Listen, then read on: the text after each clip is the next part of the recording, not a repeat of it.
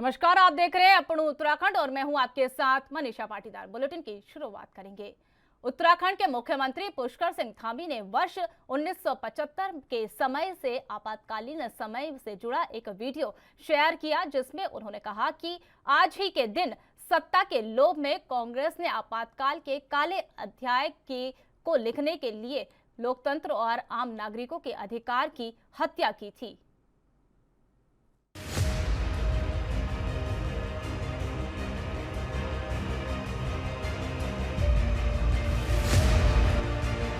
अनुशासन के नाम पर अनुशासन का खून भंग कर दिया। संघ को कैसा चढ़ा जुनून, कैसा चढ़ा जुनून। मात्र पूजा प्रतिबंधित, कुटिल कर रहे केशव कुल की कीर्ति कलंकित। कह कैदी कविराय तोड़ कानूनी कारा, गूंजेगा भारत माता की जय गाना। 25 जून की वो रात देश की आत्मा को कुचल दिया गया था। संविधान के पन्नों से पैदा नहीं हुआ है भारत में लोकतंत्र। सदियों से हमारी आत्मा, देश के मीडिया को दबोच दिया गया, देश के महापुरुषों को जेल के सलाखों के पीछे बंद कर दिया गया, पूरे हिंदुस्तान को जेल खाना बना दिया गया। मुझे याद है 45,000 लोग DIR में अंदर थे। 19 महीने, 20 महीने, 21 महीने, 22 महीने के लिए जेल के सलाखों के पीछे डाल दिए गए। कांग्रेस पार्टी के लोगों को छोड़कर और कम्युनिस्टों को छोड़कर देश के सभी राजनीतिक दल जेल के सीटों के पीछे थे।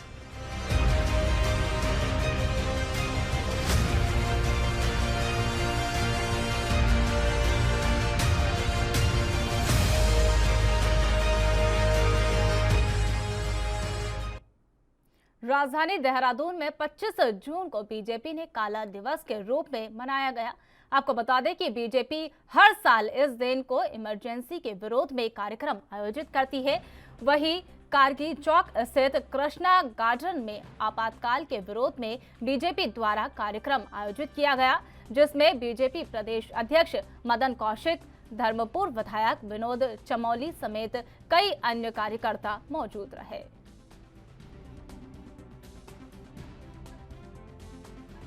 पूरे देश भर के अंदर 25 जून को जब इमरजेंसी लगी थी 1975 में, उस इमरजेंसी को हम याद करते हैं और देश की जनता को बताते हैं कि किस प्रकार कांग्रेस ने एक बार नहीं अनेक बार लोकतंत्र की हत्या की है। और वो एक ऐसा काला अध्याय भारत के लोकतंत्र में लगा। शायद अगर आज भी कांग्रेस की पीढ़ी माफ़ी मांगे जनता से, शायद वो भी कम होगा। सर, एक आखिरी देखिए, चाहे अधिकारी हो चाहे मंत्री हो, ये सब सरकार का एक सामूहिक तंत्र होता है। सबको मिलकर जनता के हित में काम करना है। इसलिए इस प्रकार का कोई विषय यदि आता है तो मिल बैठकर उसका समाधान। शनिवार को बीजेपी कार्यकर्ताओं ने आपातकाल विरोधी दिवस मनाते हुए कांग्रेस पर गंभीर आरोप लगाए। कार्यक्रम के तहत बीजेपी कार्यकर्ताओं ने हाथों में काली पट्टी बांधकर लखनपुर चुंगी पर विरोध प्रदर्शन करते हुए अपना आक्रोश व्यक्त किया। इससे पूर्व लोक निर्माण विश्राम गृह में आयोजित कार्यक्रम में मौजूद स्थानीय विधायक दीवान सिंह बिष्ट ने कार्यकर्ताओं को संबोधित करते हुए कहा, 25 जून 1975 को देश के तत्कालीन प्रधानमंत्री स्वर्गीय इंदिरा गांधी ने अपने सरकार को बचाने के लिए देश में आपातकाल लगाया था, जिसको लेकर देश में अराजकता का माहौल उत्पन्न हो गया था।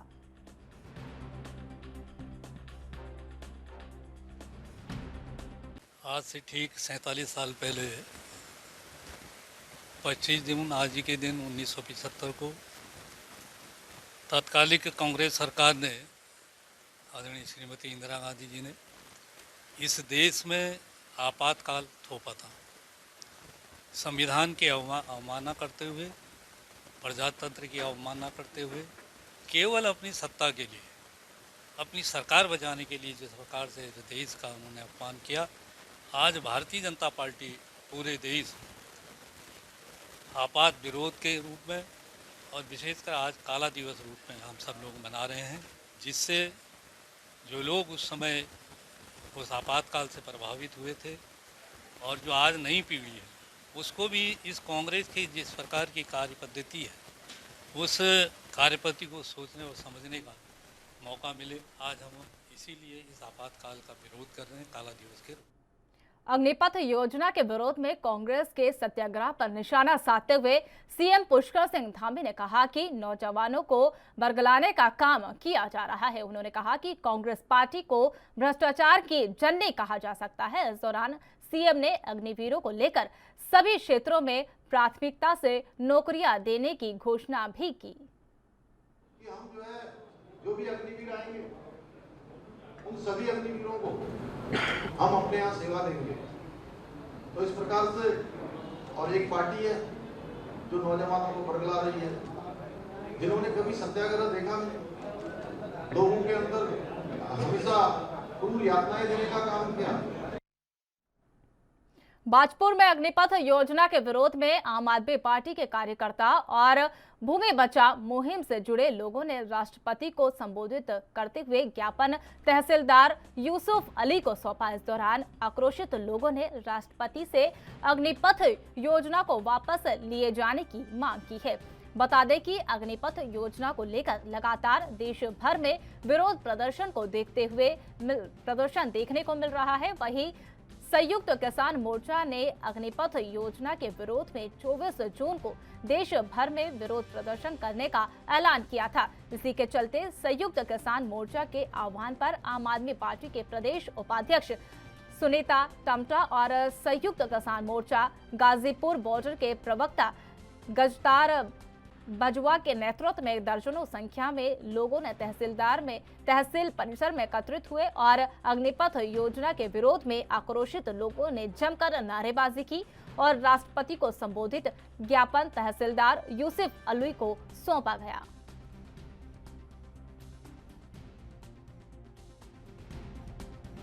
जिस तरीके से ये सरकार ने अग्निपथ योजना जो जारी की है, उन नौजवान बेरोजगारों को छलाने वाला जो काम ये सरकार कर रही है, उसके खिलाफ हमने ज्ञापन दिया है।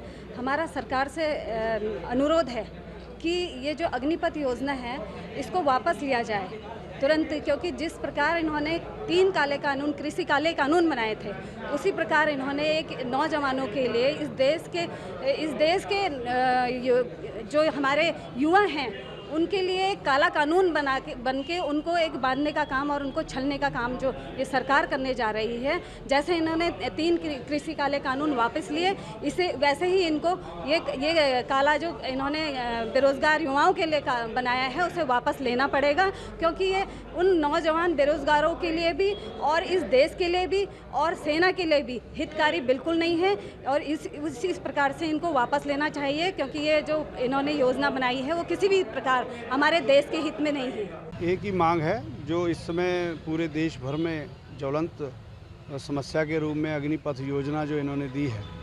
देश की युवा शक्ति सड़कों पर है, देश के युवाओं का भविष्य जो है वो अंधकार में हो रहा है और भारतीय जनता पार्टी की सरकार पूरे तानाशाही रवैये पर है। तो उसके विरोध में आज संयुक्त किसान मोर्चा के आह्वान पर आज यहाँ बाजीपुर में भूमि बचाओ मुहिम और जो राजनीतिक अन्य दल हैं उनके सहयोग से यहाँ पर आज ज्ञापन सौंपा जा रहा है और जब तक ये सरकार इस योजना को वापस नहीं लेती तब तक ये संघर्ष जारी है।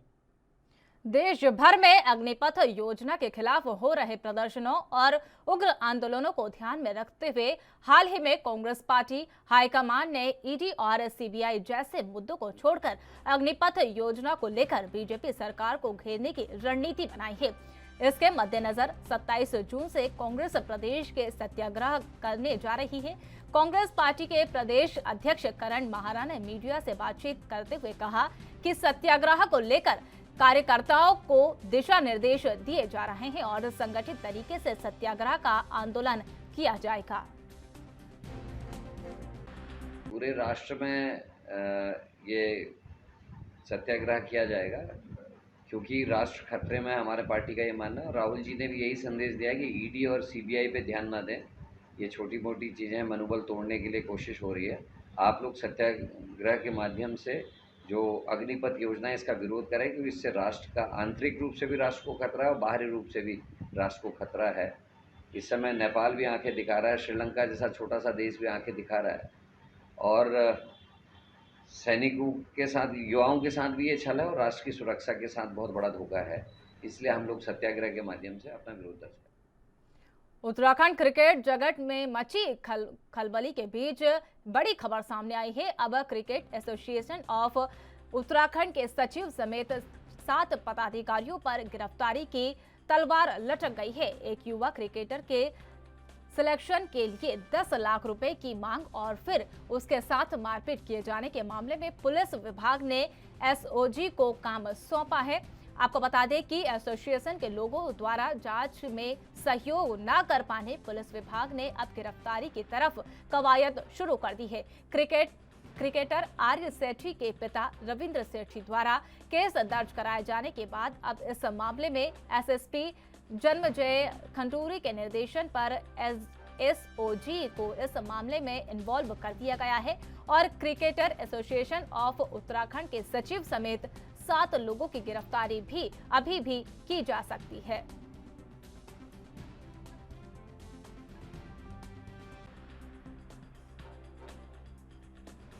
आपको बता दें, क्रिकेटर को पीटने और 10 लाख की रिश्वत मांगने के केस में आईपीएस जन्मजय खंडूरी ने कसा उत्तराखंड क्रिकेटर का शिकंजा। क्रिकेटर को पीटने और 10 लाख रुपए के केस में आईपीएस ने एक्शन लिया है। आपको बता दें कि अब तक गिरफ्तारी की कवायद भी शुरू कर दी गई है। क्रिकेटर आर्य शेट्टी ने पिता रविंद्र शेट्टी द्वारा केस दर्ज कराने के बाद अब इस मामले में आईपीएस जन्मजय खंडूरी के निर्देशन पर एसओजी को इस मामले में इन्वॉल्व कर लिया है। अब क्रिकेटर एसोसिएशन ऑफ उत्तराखंड के सचिव समेत 7 लोगों की गिरफ्तारी भी की जा सकती है। आपको बता दें कि सचिव समेत 7 पदाधिकारियों पर गिरफ्तारी की तलवार लटकी जा रही है। एक युवा क्रिकेटर के सिलेक्शन पर 10 लाख रुपए की मांग और उसके बाद मारपीट किए जाने के मामले में पुलिस विभाग ने एसओजी को काम सौंप दिया है।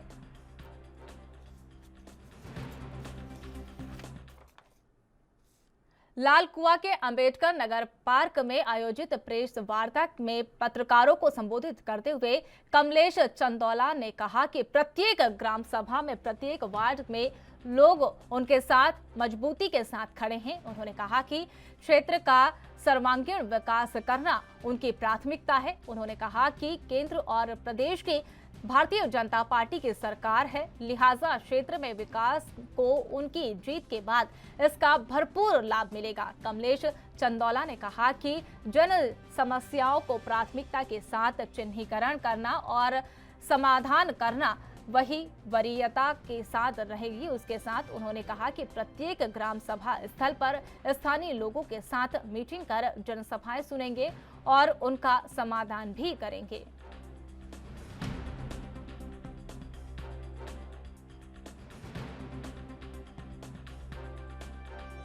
देखिए, चुनाव जब हम जनता के मध्य जा रहे हैं, जनता के बीच जा रहे हैं, तो काफ़ी सारी जनता की समस्याएं हम उसको रोज़ नोट कर रहे हैं और काफ़ी सारी समस्याएं मुख्य रूप से सड़क, पानी और बिजली को लेके जनता की हैं। साथ ही साथ इस क्षेत्र में आवारा पशु प्लस जंगली जानवरों से होने वाले नुकसान को लेकर भी जनता बड़ी चिंतित है। बड़ा नुकसान हमारे किसान भाइयों को होने जा रहा है और उसके साथ साथ इस क्षेत्र में इस बीच आए काफ़ी सारे आंधी तूफान और बड़े बड़े तूफान आए हैं, तो उसके कारण कुछ अपने भाइयों किसान भाइयों की या कुछ गरीब परिवारों की झोपड़ियाँ भी एक बार बनाते हैं, फिर पुनः तूफान आता है, फिर से वो ध्वस्त हो जाती हैं। तो ऐसी आसी का शौचालय, कई गरीब परिवार का शौचालय नहीं है, तो निश्चित रूप से काफ़ी सारी समस्याएं जो जनता की है वो रोज़ देखने को मिल रही है और कहीं ना कहीं वो ध्यान में रखकर उनको नोट करते हुए प्राथमिकता हमारी ये है कि जनता हमारे कार्यों को मोहर लगाती है, विश्वास जताती है, तो प्राथमिकता ये रहेगी कि इन्हीं कार्यों का सर्वप्रथम निराकरण किया जाए। क्योंकि प्रदेश और वर्तमान में केंद्र में भी है, जितनी भी जन कल्याणकारी योजनाएं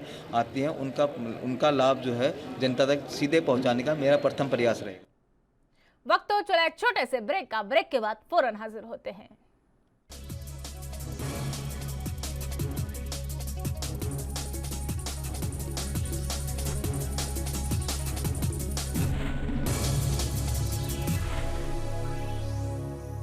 ब्रेक के बाद स्वागत है आपका। रुक करते हैं अन्य खबरों की ओर। स्मार्ट सिटी के तहत ग्रीन बिल्डिंग बनाने का प्रावधान प्रशासन द्वारा रखा गया है। जिसमें सभी जिला और निर्देशालय स्तरीय विभागों को एक ही छत के नीचे लाया जाएगा, जो कि मिनी सचिवालय की तरह भी काम करेगा। आपको बता दें कि अभी तक जनता को विभागीय काम करवाने के लिए अलग अलग विभागों के चक्कर लगाने पड़ते थे, जिसकी वजह से काफी परेशानियों का सामना लोगों को करना पड़ता था। अब जिस बिल्डिंग का प्रस्ताव रखा गया है उसमें लगभग 70 विभाग के ऑफिस बनाए जाएंगे, जो कि आम जन के लिए सहूलियत प्रदान करेगा और एक ही छत के नीचे सभी के काम हो जाएंगे। CPW की तरफ से बनाई जा रही यह बिल्डिंग 138 करोड़ की लागत से बनाई जानी है। वही स्मार्ट सिटी के सभी कार्यों का लक्ष्य विभाग की ओर से जून 2023 तक रखा गया है और अनुमानित समय के हिसाब से इस बिल्डिंग का निर्माण कार्य भी जून 2023 तक पूरा कर लिया जाएगा।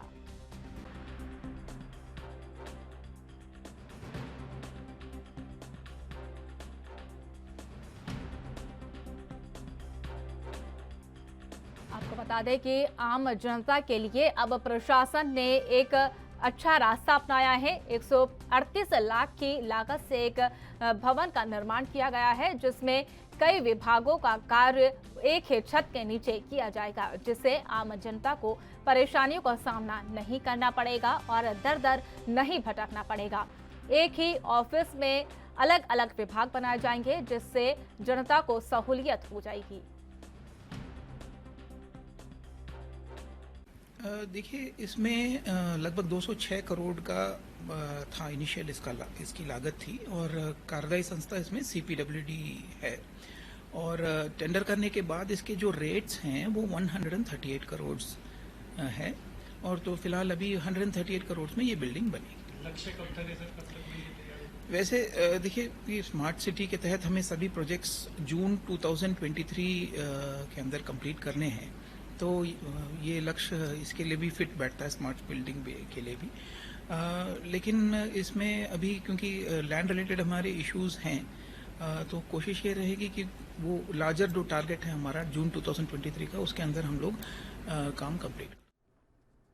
जब रक्षक ही भक्षक बन जाए तो हिफाजत कौन करेगा? जी हाँ, वन विभाग के एक वन दरोगा का एक ऐसा कारनामा सामने आया है, जिसके चलते मुख्य संरक्षक धीरज पांडे को मिली शिकायत के आधार पर कार्रवाई करते हुए हरिद्वार से आई वन विभाग की SOG टीम ने एक निर्माणाधीन मकान से अवैध रूप से इस्तेमाल किए जा रही साल की बेशकीमती लकड़ी के से पूर्व और मौके पर बनाई जा रही दरवाजे और खिड़कियों की चौखटें बरामद की गई है।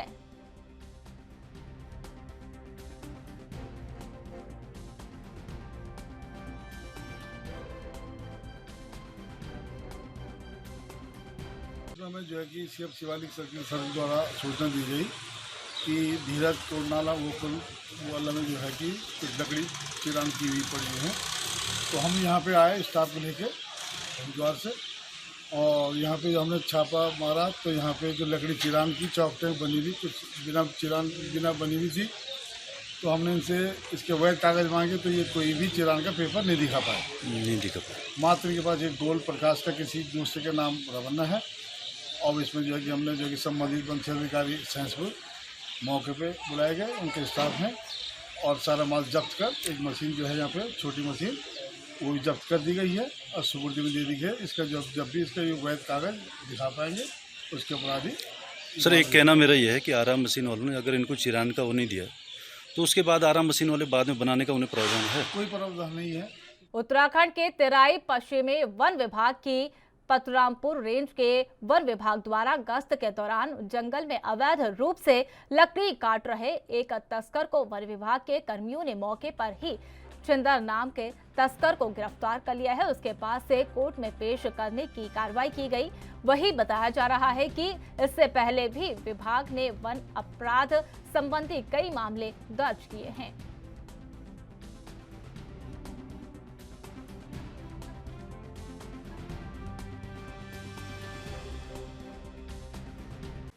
आज सुबह लगभग 2:45 बजे हमारी एक गश्ती दल की टीम तुमड़िया बीट में गश्त कर रही थी, तभी उन्हें कुछ मोटरसाइकिलों के चिन्ह दिखाई दिए टायरों के।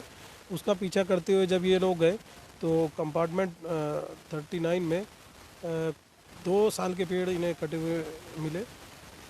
फिर उसके आगे टायरों के चिन्ह फिर दिखाई दिए आगे जाते हुए।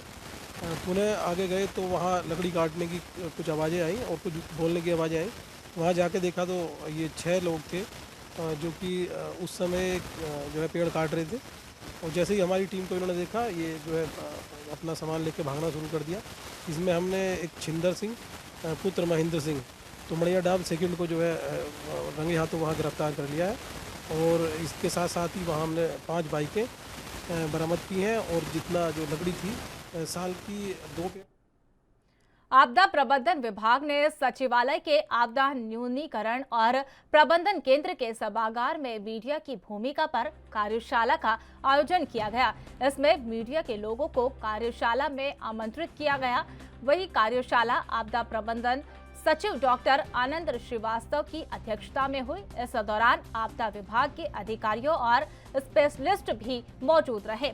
आपको बता दें कि आपदा प्रबंधन ने उत्तराखंड भूखंड अलर्ट के नाम पर एक एप्लीकेशन तैयार कर दी है। इसमें आपदा के समय खुद ही किसी तरह से स्थिति को काबू करने के लिए उपाय बताए गए हैं।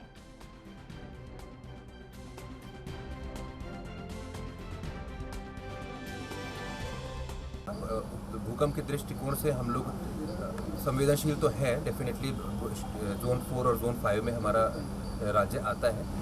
इसके लिए अभी हमने 3-4 साल पहले एक व्यवस्था यहाँ पर करी थी अर्थक्वेक अर्ली वार्निंग सिस्टम के लिए। पिछले साल अगस्त में इसका एक मोबाइल ऐप भी लॉन्च हुआ, जो कि अर्थक्वेक आने के बाद जैसे ही जब कहीं पे अर्थक्वेक आता है तो उसके तत्काल बाद वो सायरन बजाता है और मोबाइल ऐप जिसके पास है उसके मोबाइल पर भी सूचनाएं आती हैं। तो इससे हमें आम जनता को जागरूक करने में मदद मिलेगी। और ये भूकंप आने के पश्चात जैसे हम देहरादून में बैठे हुए हैं तो हमें 15 से 20 सेकंड तक का टाइम मिल जाता है अपने आप को। जैसे आप सभी जानते हैं कि मीडिया का रोल सबसे महत्वपूर्ण होता है किसी भी डिज़ास्टर में, क्योंकि आपदा आने पर सबसे जैसे हमारे पास सूचनाएं आती हैं हम आपको वो करते हैं तो किस प्रकार के राहत और बचाव कार्य किए जा रहे हैं, इससे आम जनता को अवगत कराने में मीडिया का बहुत बड़ा रोल है। कई बार ऐसा होता है कि हमारे पास से कुछ सूचनाएं समय की कमी की वजह से शुरू में नहीं पहुंच पाती हैं, जिससे हमें लगता था हमेशा कि एक बेहतर कोऑर्डिनेशन होना चाहिए मीडिया के बीच में और आपदा प्रबंधन विभाग के बीच में, जिससे न सिर्फ आपदा की जानकारी बल्कि आपदा प्रबंधन के राहत और बचाव के लिए क्या क्या कार्य किए जा रहे हैं इसकी भी हम त्वरित जानकारी मीडिया के माध्यम से आम जनता को दे सकें। इसी संबंध में उत्तराखंड के मंदाकिनी नदी का जल स्तर अचानक बढ़ने से 2 युवकों ने जान पर बन आई है। जहां दोनों युवक गौरीकुंड के नदी पार कर रहे अपना सामान लेने गए थे। पानी का बहाव कम था, लेकिन जैसे ही वो सामान लेने नदी किनारे पहुंचे तो वह अचानक जलस्तर बढ़ गया, जिस कारण दोनों ही वहां फंस गए। सूचना मिलने पर एसडीआरएफ की टीम ने दोनों युवकों की लाइफ जैकेट की मदद से रस्सों के सहारे रेस्क्यू किया गया।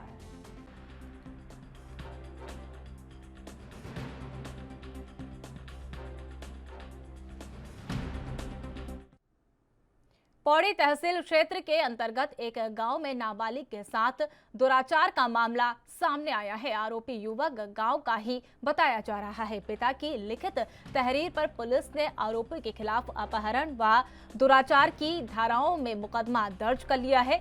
वहीं जांच के उपरांत आरोपी के खिलाफ पॉक्सो में मुकदमा दर्ज किया गया है। पुलिस द्वारा आरोपी को न्यायालय में प्रस्तुत करने की कार्रवाई की जा रही है। नाबालिग के पिता की लिखित तहरीर के अनुसार बीती 18 जून को गांव का एक युवक नाबालिग पुत्री को बहला फुसला कर अपने घर ले गया था।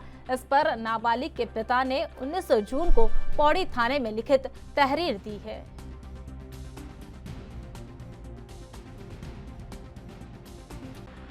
इसमें ये शिकायत पीड़िता के पिता ने हमें लिखित तहरीर दी थी थाने पर। कल जो है मुकदमा हमारे यहाँ दर्ज किया गया था। उनका कहना था कि उनकी बेटी जो है परसों रात को 9 बजे से लापता थी और जब उन्होंने कल जो है इसमें जानकारी खोजबीन की तो वो लड़की उन्हीं के गांव में एक लड़के के कब्जे से उन्होंने बरामद की है। इस संबंध में हमारे द्वारा अपहरण की धाराओं में मुकदमा दर्ज किया गया था। विवेचना निरीक्षक पूनम शाह को दी गई थी। उनके द्वारा पीड़िता के बयान और अन्य गवाहों के बयान दर्ज किए थे, तो जिसमें जो है जो नाबालिग पीड़िता है उसके साथ जो है दुष्कर्म की बात भी सामने आई थी, जिसके आधार पर मुकदमे में जो है पोक्सो और बलात्कार की दुष्कर्म की धाराओं की भी वृद्धि की गई है। और देर रात जो है अभियुक्त को भी गिरफ्तार कर माननीय सत्र न्यायालय के समक्ष पेश करके। अपनों उत्तराखंड में फिलहाल इतना ही। देश और दुनिया की तमाम अपडेट्स के लिए देखते रहिए ANP न्यूज़। नमस्कार।